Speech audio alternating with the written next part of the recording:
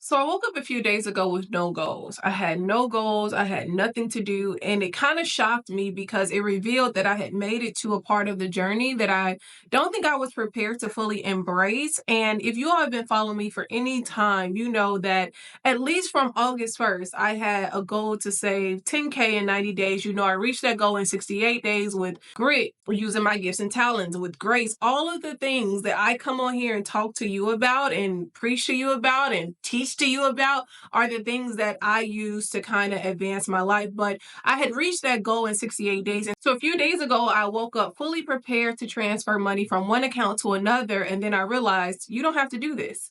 You don't have to do this because you already reached the goal. And while I'm so proud of myself, it caused this point of deep reflection, right? I had to begin to think about why I wasn't, I don't know, like what I was feeling since I had reached that goal, right? Because generally in the past, y'all, if I reach a goal, I'm already working on the next one. Like I'm already on to the next one. But this whole process, this whole transitional year that I've been undergoing has been slowing me down. I haven't asked to be slowed down. And I don't think it's a good idea for you to be asked to be slowed down because it's not a great process. But if God decides to slow you down and to take you in a training season of sorts, you know, one, the beginning of that thing is scary, frightening. You're terrified. The middle, you're exhausted, you're tired, you're lethargic, you're not sure you're going to be able to make it. And then there's a point where you're not in the middle, you're close to the finish line and you just feel frustrated. And that's where I am, and that's what I want to talk to you about. Hey y'all, and welcome back to my YouTube channel. I am Dr. Brianna Whiteside, and generally on this channel, we talk about the kingdom and we talk about wealth, but I also have been chronicling my journey from transitioning out of my career to following God full time. And you all know that I am a year post-career now. A year. Like at the end of June, that signals the completion of a full year. And I want to continue talking through this journey because I have not yet arrived. And I don't want you to think that I have yet arrived. I want you to kind of see the levels of the journey. So if that's your jam, please like the video, subscribe to the YouTube channel, and leave me a comment if you feel that it's necessary. So y'all, you know that when I first left my career, I showed y'all the ugliness of the journey. If you're new to the channel, just scroll back through the videos. I show y'all I'm crying, spitting, and farting. I'm looking like everything I done been through. Like I'm just having a hard time with this. And you know, what's very interesting is that I thought God would have come through so much sooner for me. Like, to be clear, he has not come through. Okay, I just want to say that. Like, he is not, nothing has materialized for me.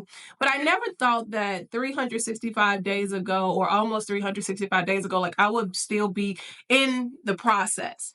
Now, I'm not at the beginning of the process. I'm not smack dab in the middle of the process. I am nearing the end of the process. And I noticed that I'm really frustrated. Like, I am really antsy. I'm really irritated. And it's not because anything is happening. That's the point. Nothing is happening, right? I'm not dealing with the woe is me that I went through. I'm not dealing with, you know, the overwhelming grief that I had transitioned through. I'm not dealing with feelings of failure and things, you know, the thoughts that go in your mind when God asks you to do something you really don't want to do, and he goes quiet on you or turns down the volume, right? He turns down the volume and you're left to kind of navigate the season, which is incredibly scary. But now that I've gone through all of those things, those valley, deep valley moments, I'm not in the valley yet, but I'm not on the mountaintop.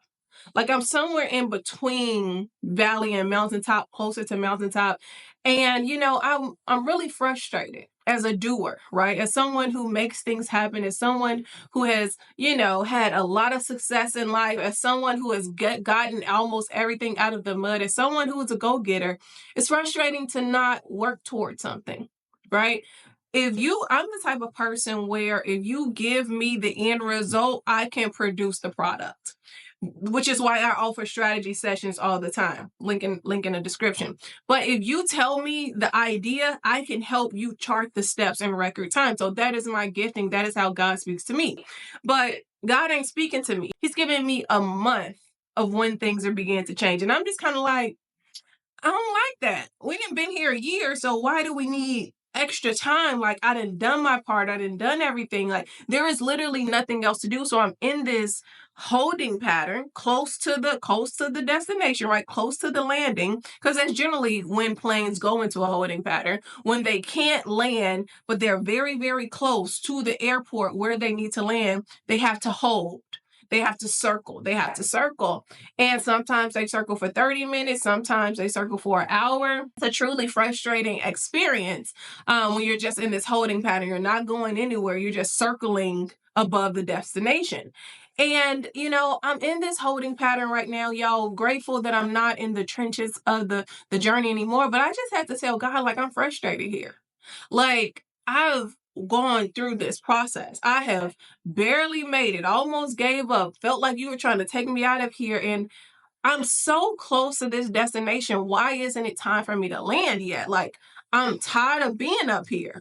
You know what I mean? Like, I'm tired of being in this suspended animation, in this moment of anticipation and praying for the promises. Like, I'm ready to see the fruit of my labor. I'm ready to see the spoils of the wars that I have won in private and in public. Like, I'm ready to see the goodness of you. Everything you promised me to entice me out of my career and to keep me on this journey, I'm ready to see it. And I just had to be honest with him the other day. Like, I don't like this. It makes me feel unproductive. It makes me feel like I'm not contributing to society. It makes me feel like I'm just out here just YOLO. You know what I'm saying? Living recklessly. And though I'm not living recklessly, the feeling of maybe not seeing the return on investment is the frustrating part for me. And, when I asked him, like, okay, well, I don't have this financial goal to push toward, so I don't have anything to distract me.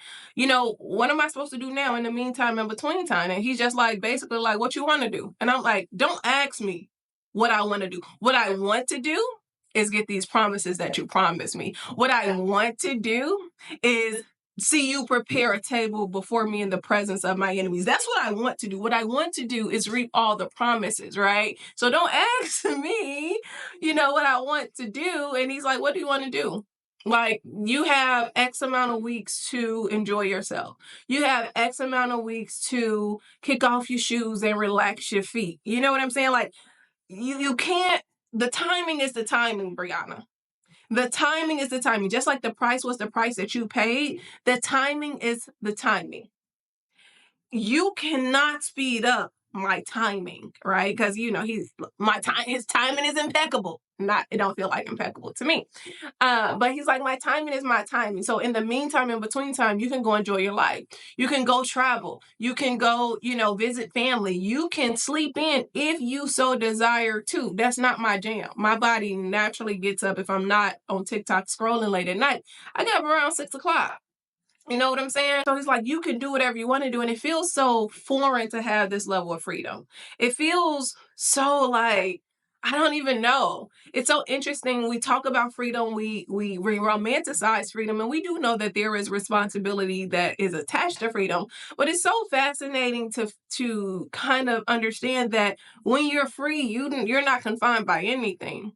As long as you play within these parameters, as long as you do these things, you're good. And I think that the what am I trying to say? I think that the survivor nature that I'm still working out of so I can come fully into thrive mode. Y'all know I'm in the kingdom, but there are remnants of that lifestyle of growing up in poverty that still plague me. So that survivor syndrome is still, it's still cropping up. And that's one of the reasons why I am so frustrated, because I'm like, you gotta do something.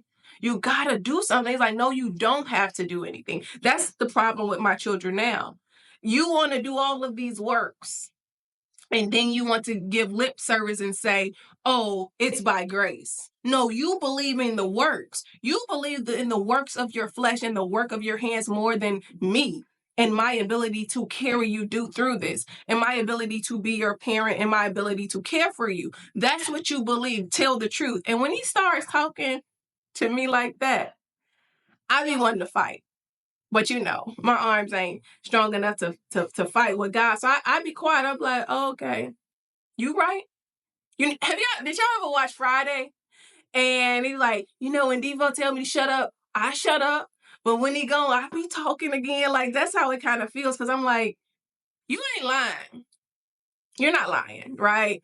I'm antsy and frustrated because I've gone through this process, and generally when I know, and this is my academic background or school background, a lot of people have gone through school. You know that you have 4 years for a bachelor's degree or 4 years to get out of high school if you stay on your studies. You know what I'm saying? So you know this year, this thing is supposed to happen if I do what's required of me. The timing of God ain't always like that. You may have a general sense, but because he's God and because he do what he want to do, you might not know the date. You don't know graduation date. That's what I'm trying to say. I don't know graduation date. I know graduation season. I don't know graduation date. And I'm frustrated. And I'm honest. One thing I've also learned about myself is that for the longest, I wasn't honest with God, because even though I was not raised in an overly religious environment where I had to unlearn certain things, I bought into some of the religious dogma surrounding your relationship with God. And so I would say, oh, it's about relationship, but I wouldn't be honest. This last year, y'all, the honesty, the brutal honesty that came up out of my heart, out of my spirit, scared me. And it never scared God. It never scared God. As a matter of fact, he was still like, yeah, I know. I needed you to know what was there. You didn't know what was there. This process, right? If you didn't undergo this process, you wouldn't have never known that was there in your heart. It was hidden, waiting for the opportune time to come out. And when I started to realize, like, oh, this is really in your heart, this is really how you feel. And it's not just tied to God, it's also tied to what you've been through. It's also tied to what you have experienced and what you're afraid of. Oh, Brianna, you struggling. And this journey brought out the real deep-seated struggle in you, right? And God, I have had to repent for saying certain things out of my heart, but he was always there listening. He was always there like, yeah, I know this is how you feel. And I need you to be honest and bring that to me so we could work through it, because y'all, this journey ain't for the faint at heart. When I first started this journey and I was like, I wish I could kind of talk through it or go through it in private, and God kind of made me go through a lot of it in public. I was ashamed. I was like, you got me out here looking stupid. I don't like this, and whatever. But then I started to learn, like, no, a lot of people sanitize the journey and don't show people the rawness of it. So when they finally make it, they begin to give those cookie cutter answers, and that doesn't help the person who is asking the question. For me, God allowed me to go through stuff publicly, and therefore, if anyone wants to know what it was like and what I felt like, YouTube is the archive. And I had to get over that. But in this part of the journey where I'm in this holding pattern, I am frustrated. And I don't think we talk a lot about the frustration at the end of the journey, the frustration at the end. Like right when you're there, you are incredibly antsy and frustrated because the journey has been so hard. And, I think that we should be aware of that. I never want you to think that, the beginning of the journey is going to be the hardest part. There's levels to hard. The beginning of the journey, yes, hard. The middle of the journey, going to threaten to take your life from you. The end of the journey is going to test your patience. And that is what is happening to me. My patience has been tested because I felt like I had two nerves, and this last leg of the journey is working on the last one. I already lost one, and I'm on the last one, and this leg of the journey is working on it. And so, I just want to be honest and say, like, I have not arrived. I've been holding this tension for a year. There are things that I have before me, before God, that are major for me. And I'm just really hoping and praying that, he keeps his word in record time. Now, I know we like to say God ain't a liar, and he ain't. But that timing starts to feel kind of iffy. You know what I'm saying? And that is what I'm struggling against now. And so just want to say, I'm not at the end of the journey. I know you're not at the end of your journey, but also understand that there's levels to this. You're going to go from terror to fear. You're going to move through doubt and questioning not only just yourself, but questioning your beliefs and God. You're going to go through moments where you feel like a failure. You're going to go through all these things, and then you're going to go through frustration. You're going to go through frustration because there's a point at the end of this journey where you begin to feel like, okay, I done this. Why you ain't did your part? And that's the frustrating aspect. So yeah, y'all, if I still had the Book of Brianna podcast, this would go under the podcast. But since I don't have the podcast anymore, I am just uploading this video to kind of just update you on where I am. I don't have any goals. I guess I'm going to, just go live my life. I'm going to go live my life until it's time to be go time. It's time to be go time because he said you might as well go live it. Ain't no use you begging me and bothering me. You know what I'm saying? But yeah, y'all, happy Monday. Be sure to check the description for any additional resources that you may need to help you journey through your journey. And if you haven't already, like the video, subscribe to the YouTube channel, and share this with a friend. I'll see y'all soon in another video. Bye, y'all.